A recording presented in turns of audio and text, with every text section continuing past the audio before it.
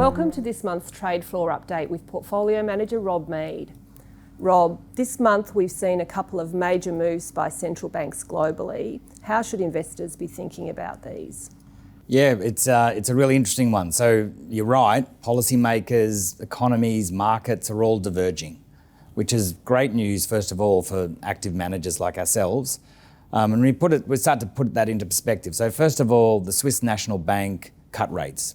The market wasn't really fully expecting that, but it's a very clear reflection that the central bank feels like the tightening that they did for the previous couple of years now is meaning that their inflation outlook is consistent with their objectives. On the other hand, Bank of Japan hiked rates for the first time since 2007.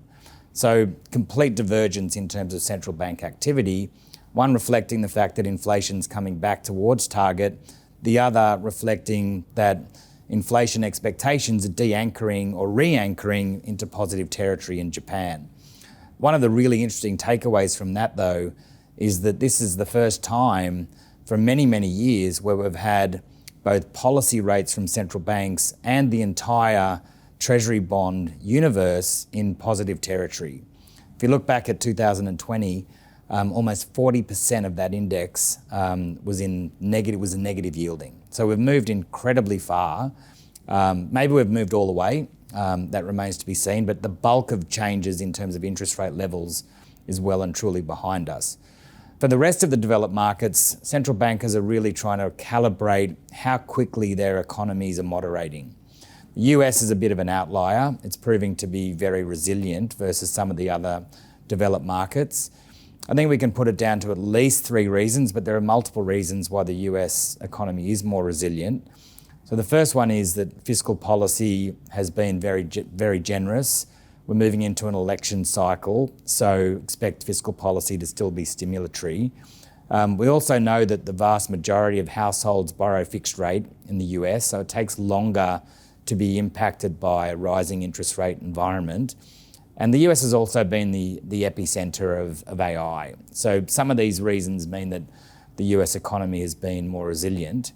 But given that backdrop, given the commentary I made around the central banks, our preference for active positioning in interest rates is to be underweight Japan as we see that repricing, and then be overweight the markets that are more exposed to floating interest rates like the UK and like Australia. So you mentioned Australia. Can we just focus there now and hear your views on the local bond market? Yeah, so for quite a while now we've suggested that policy rates at this level would be sufficient to slow the economy and bring inflation back to expectations. That conviction is even greater now that the RBA's moved or removed their hawkish bias. They're very neutral at the moment, well, very balanced, which is encouraging. We do still see some sort of headwinds and tailwinds for the Australian economy, though. So clearly the headwinds in terms of population growth, the sort of mismatch in demand supply in the housing market, sort of keeping the economy reasonably buoyant, offset by sluggish household spending and also the growth trajectory from China being subpar, which will start to impact iron ore prices, and we're already seeing that. So some positives and negatives in terms of the Australian outlook.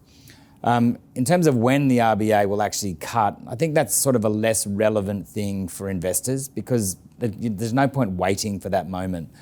And I can think of at least four reasons why investors should be doing something right now. So when you think about the first thing, that the most important driver of bond market returns is the starting yield.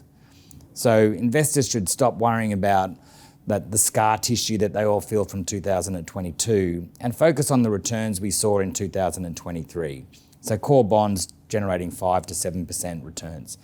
Second thing is that the investment grade credit market in Australia has been incredibly vibrant, and new issuers, broadening issuer base, lots of liquidity, and yields that are regularly north of 6%. So a great opportunity for investors to do something now. Given this starting point in yields, we're also very confident that the negative or lowly correlated asset class of bonds versus other risky assets will play a really key role in a portfolio context. And the final thing is that when you think about the the cost of de-risking, it's actually much lower than it's been for a long time. So a few years ago, it was a decision between, do I de-risk from an asset class that may generate sort of low double-digit returns into an asset class that may return zero? We're no longer making that decision. Investors are now making the decision, do I de-risk from an asset class that may be high single digits into an asset class that may be mid to high single digits? So it's a much easier decision for investors to make, and they should be making that decision. Thanks, Rob. As you've heard, investors who may be waiting for the RBA to cut rates before investing in bonds again risk missing some attractive opportunities on offer today. If you've got any questions or you'd like more information, please visit our website or contact your PIMCO account manager.